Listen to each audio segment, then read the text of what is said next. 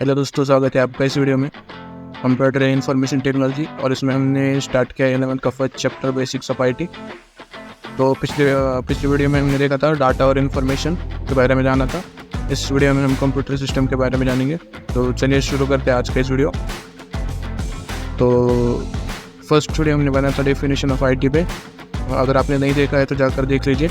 Data और information पे भी वीडियो बन चुका है और हम पढ़ रहे हैं various concept use under IT के बारे में। ओके, तो वेरियस कांसेप्ट्स अंडर आईटी में हमने पढ़ा था, डाटा और इन्फॉर्मेशन के बारे में पढ़ा था, कंप्यूटर के बारे में पढ़ा था और आर्किटेक्चर ऑफ कंप्यूटर के बारे में पढ़ा था। आज की इस वीडियो में हम कंप्यूटर सिस्टम के बारे में जानेंगे। तो सबसे पहले कंप्यूटर सिस्टम के बारे में जानने से पहले हमें ये समझना पड़ेगा कि कंप्यूटर वर्क कैसे करता है। तो समझते हैं कि कंप्यूटर वर्क कैसे करता है। तो हमने पिछले वीडियो में देखा था कि इनपुट यूनिट होता है, राइट, सेंट्रल प्रोसेसिंग यूनिट होता है और एक आउटपुट यूनिट होता है। ओके, तो इनपुट यूनिट क्या करता है? डाटा इंटर करता है। सेंट्रल प्रोसेसिंग यूनिट उस डाटा को कलेक्ट करता है, प्रोसेस करता है और स्टोर करता है। लास्ट में हमारे पास होता है आउटपुट यूनिट, जिसमें हमें डाटा एज आउटपुट मिलता है। वो डिस्प्ले हमें मॉनिटर पे डिस्प्ले होता है या कोई फॉर्मेट में हमें रिजल्ट मिलता है।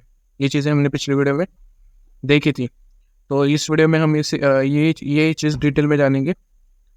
तो कंप्यूटर सिस्टम में थ्री कंपोनेंट्स आते हैं, input unit, central processing unit और आउटपुट यूनिट, कि कंप्यूटर कैसे वर्क करता है। तो इन तीनों चीज़ों के बारे में डिटेल में जानते हैं। तो इनपुट यूनिट दिया गया है, this unit help user to enter data.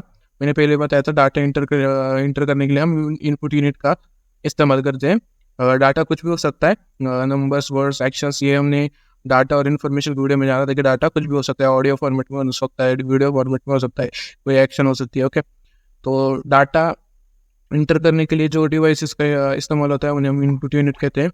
उसका एग्जाम्पल है कीबोर्ड, माउस और बारकोड रीडर। जो इनपुट यूनिट के एग्जाम्पल्स हैं, माउस नहीं आ सकता, इधर हम कैमरा और माइक को ऐड करते हैं। कैमरा और माइक ये भी इनपुट यूनिट के इनपुट डिवाइसेस है, कैमरा और माइक कीबोर्ड के साथ में। ओके, और हमें और एक एग्जांपल दिया गया है बारकोड रीडर का। तो ये सिर्फ डाटा एंटर करने के लिए जिस यूनिट का इस्तेमाल होता है उसे इनपुट यूनिट कहते हैं। सिंपल सी डेफिनेशन है। तो मेन हमारा जो कंपोनेंट है वो सेंट्रल प्रोसेसिंग यूनिट, जिसे हम सीपीयू कहते हैं, जिसे कंप्यूटर कमांड भी कहा जाता है। After receiving data and commands from users, a computer system has processed according to instructions provided. Here is rely on a component called as central processing unit. The CPU further uses in a three elements. Okay, data process करने के लिए हम CPU का इस्तेमाल करते हैं और इसमें भी हमें थ्री एलिमेंट्स के बारे में पढ़ना होता है मेनली। तो थ्री एलिमेंट्स कौन से होते हैं?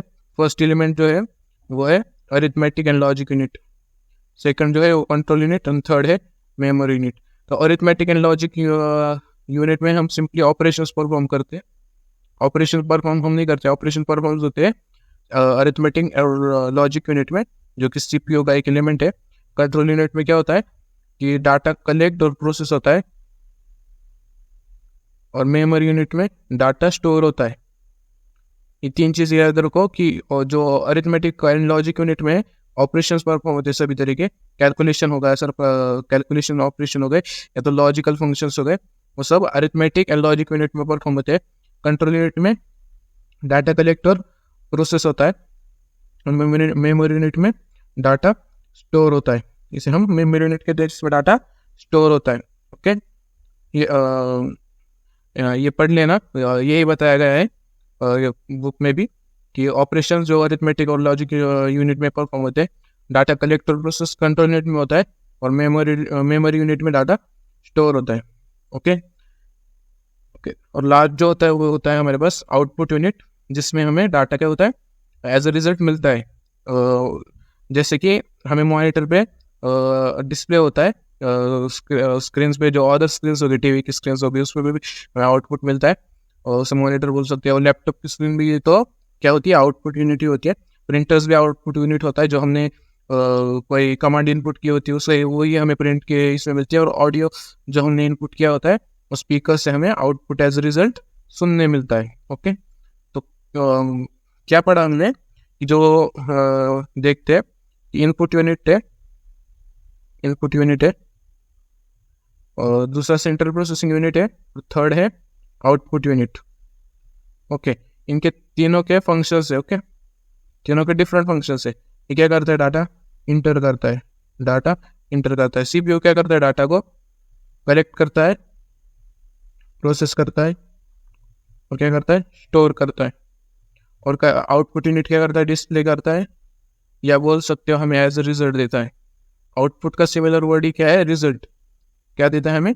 रिजल्ट देता है। ये तीनों चीज़ें समझना जरूरी है। कैसे इसका स्टेप बेस है, पहले डाटा हमें इंटर करना पड़ता है, फिर वो सीपीयू में जाके प्रोसेस होता है, फिर जाके उसका आउटपुट मिलता है। ओके, सीपीयू के इसमें क्या है? प्रोसेसिंग यूनिट है, क्या करता है? डाटा को प्रोसेस करता है। समझ में आया? इसके एग्जांपल्स ध्यान में रखो। इनपुट यूनिट में आते हैं कीबोर्ड, माइक, कैमरा, और बहुत इनपुट यूनिट में बहुत डिवाइस आते हैं, और etcetera. Okay, central processing unit क्या है? खुद में एक कंपोनेंट है, खुद में एक ऑब्जेक्ट है सीपीयू। उसमें अलग अलग कंपोनेंट्स होते हैं सीपीयू में, है ना? जैसे कि रैम हो गया, रोम हो गया, ड्राइव्स हो गया अलग अलग, फिर और क्या आता है? जैसे जीपीयू हो गया, और क्या होता है? प्रोसेसर हो गया। प्रोसेसर क्या है? सीपीयू का मेन कंपोनेंट है प्रोसेसर। इतना पहले बेसिक सीखा हमने। सीपीयू में हमने और चीज़ें जानी थी कि सीपीयू में क्या है? 3 एलिमेंट्स आते हैं। सीपीयू के 3 एलिमेंट्स है। पहला था अरिथमेटिक और लॉजिक यूनिट, दूसरा था कंट्रोल यूनिट, तीसरा था मेमोरी यूनिट। ओके, ये 3 एलिमेंट्स थे सीपीयू के। तो क्या होता है कि अरिथमेटिक और लॉजिक यूनिट में क्या होते हैं, और सभी तरह के ऑपरेशंस होते हैं, या कैलकुलेशंस बोल सकते हो, इसमें होता है अरिथमेटिक एंड लॉजिक यूनिट में। और क्या होता है? लॉजिकल फंक्शंस परफॉर्म होते हैं अरिथमेटिक यूनिट में, अरिथमेटिक एंड लॉजिक यूनिट में। ओके, कंट्रोल यूनिट में क्या होता है? कंट्रोल होता है, पहले तो कलेक्ट होता है। ये मेन बैकबोन कहा जाता है कंप्यूटर का।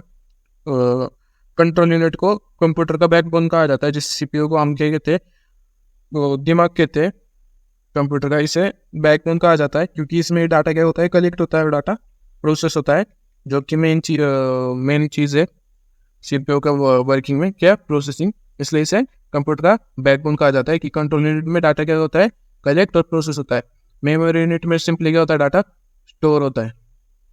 ओके, समझ में आया? यही चीज़ है सीपीयू में। बुक में बहुत डिटेल में थियोरी के फॉर्म में समझाया गया है, उतना समझने की ज़रूरत है। इतना ध्यान में रखा तो सभी थियोरी याद रहेगी और एग्जाम में लिखते आएगा। क्या? अरिथमेटिक में ऑपरेशंस सीपीयू में इस तरह से याद रखना कि मेमोरी में हम स्टोर करते हैं। ये सिंपली नोट्स की तरह लो इसे, शॉर्ट नोट्स हो गई है। कि आउटपुट यूनिट में हमें क्या? Monitor, screen, printers and speakers आते हैं, देखा था हमने। आगे देखते हैं। मैं याद दिएगा डिटेल में कि इन डाटा है, डाटा को हम इनपुट में से क्या करते हैं? डाटा को इनपुट यूनिट्स में से इंटर करते हैं, फिर कहाँ आता है वो डाटा? अब कंट्रोल फ्लो देखिए, या नीचे दिया गया देखो, डाटा फ्लो और कंट्रोल फ्लो। डाटा तो सिंपली कहा जाएगा मेमोरी में जाते वक्त दिखा रहा है, मेमोरी में जाएगा और हमें आउटपुट मिलेगा। तो मेमोरी में से कंट्रोल यूनिट में जाएगा, यहाँ से उसके प्रोसेसिंग या ये होगा, तो आउटपुट यूनिट एज आप हमें क्या मिलेगा? आउटपुट मिलेगा। ओके, डाटा फ्लो दिया गया है यहाँ। लेकिन एक्चुअल में कंट्रोल फ्लो कैसे होता है? हमने डाटा कीबोर्ड से इंटर किया। ओके, यहाँ से इंटर होने के बाद पहले वो क्या होगा? उस पर प्रोसेस होगा डाटा का, फिर शायद वो इरिवर्सिबल ही है, और मतलब इरिवर्सिबल का मतलब समझते हो ना, कि यहाँ से यहाँ भी जा रहा है और यहाँ से यहाँ आ रहा है, इस तरीके से। और कंट्रोल यूनिट से हमें आउटपुट यूनिट में मिल रहा है। ये कंट्रोल फ्लो हो गया इस तरह से। पहले कंट्रोल यूनिट में जाता है, यहाँ क्या हो रहा है कि पहले मेमोरी यूनिट में जा रहा है। इससे प्राइमरी मेमोरी दिया गया और सेकेंडरी मेमोरी दिया गया। ये टाइप्स है मेमोरी के, हम इसके बारे में आगे पढ़ने वाले। और टाइप्स ऑफ मेमोरी, ये प्राइमरी मेमोरी और सेकेंडरी मेमोरी मेमोरी यूनिट के टाइप से। अभी यहाँ अरिथमेटिक और लॉजिक यूनिट दिया गया है। ये आउटसाइड क्यों दिया गया है? क्योंकि ऑपरेशंस परफॉर्म करने के लिए होगा, ऑपरेशंस परफॉर्म करता है। इसका कुछ एक्चुअल में नहीं आता। जब हम इन डाटा इंटर करते हैं, जैसे हमने क्लिक किया 1+1, तो कंप्यूटर में प्रोसेसिंग तो होनी चाहिए, लेकिन हम मेन डाटा वो इंटर नहीं करना चाहते, राइट। मतलब 1+1=2 होता है, ये कंप्यूटर को पहले से मालूम होता है। किसके मदद से? अरिथमेटिक एंड लॉजिकल यूनिट की मदद से। ये डायग्राम ठीक से समझ लो ना। आगे देखते हैं कि टाइप्स ऑफ मेमोरीज के बारे में जानेंगे। तो मेमोरी के 2 टाइप्स है, प्राइमरी मेमोरी और secondary memory. Primary memory is internal memory of computer, it is also known as main memory. Primary memory holds the data and instruction on which the computer is currently working.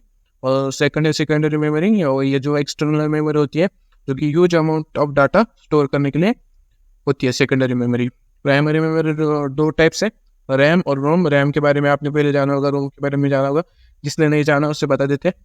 इसका full form होता है random access memory. RAM actual में temporary memory बोला जाता है RAM को, कि जो एक्शन हम परफॉर्म कर रहे हैं वो कंप्यूटर में क्या होते हैं, सेव होते हैं। लेकिन जब हम कंप्यूटर को शट डाउन करते हैं या कंप्यूटर को बंद कर देते हैं, तब रैम जो है वो मिट जाती है, मतलब वो स्टोर नहीं होती है, इसलिए उसे क्या कहा जाता है, टेम्पररी मेमोरी कहा जाता है। लेकिन जो रोम होती है वो क्या होती है, रीड ओनली मेमोरी। ये परमानेंट टाइप की होती है, अगर आपने शट डाउन किया फिर भी ये मेमोरी क्या कंप्यूटर में स्टोर होगी। ये कंप्यूटर के फंक्शंस एक्चुअल में परफॉर्म होते हैं ना, कि आपने कोई डेस्कटॉप पे ऐप डाउनलोड किया है तो ऐप हमेशा के लिए रहेगी, वो शट डाउन करने के बाद भी जाएगी नहीं। तो वो जो एक्शंस होते हैं वो रोम में परफॉर्म होते हैं।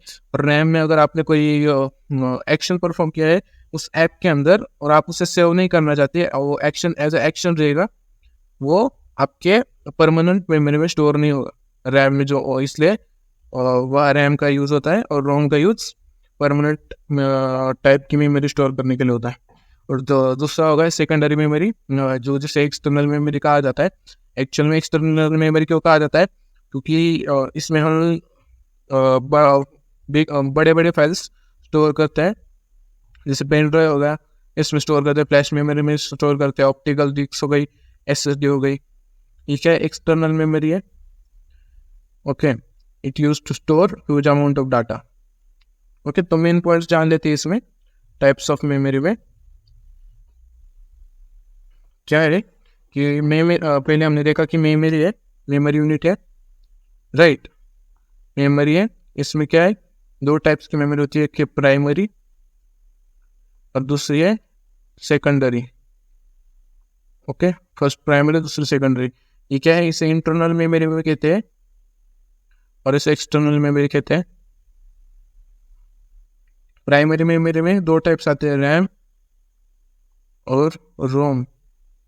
सेकेंडरी या एक्सटर्नल मेमोरी में कोई टाइप नहीं आता, ये huge amount of data store करने के लिए होती है और यूज होती है ह्यूज अमाउंट ऑफ डाटा। और इसमें रैम जो होता है वो क्या होता है, टेम्पररी मेमोरी के रूप में काम आती है, और जो रोम होता है वो परमानेंट मेमोरी के तौर पे काम आती है। रैम और रोम एक्चुअली सीपीयू के कंपोनेंट्स है। ओके, अगर सीपीयू का डायग्राम आपने देखा होगा या सीपीयू को कभी आपने खुद कभी कंप्यूटर को ही बिल्ड किया होगा तो आपको मालूम होगा और आपने सुना भी होगा। और जो सेकेंडरी मेमोरी में हम SSD देखा था, HDD देखा था, पेन ड्राइव देखा था, फ्लैश मेमोरी देखा था, डिफरेंट चीज़ें हैं इसमें।